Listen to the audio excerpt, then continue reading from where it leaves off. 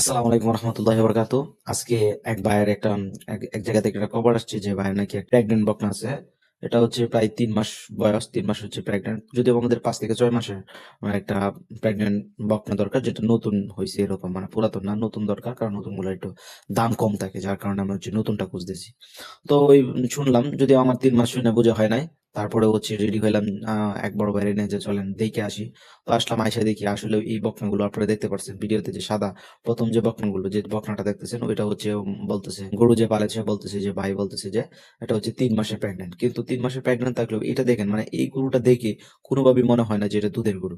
এটা হচ্ছে কি জানেন, মানে তার শেপ, বডি শেপ, তার উলান, তারপর হচ্ছে তার যে দুইটা পিছনে দুইটা যে উপরের পিঠের যে দুইটা হাড়, তার এটা সবগুলো দেখে, মানে এভরিথিং দেখে কোনোভাবে এই গরুটাকে, তার মাথা, এগুলো সব কোনো দিকে মনে হচ্ছে না এটা ভালো জাতের গরু।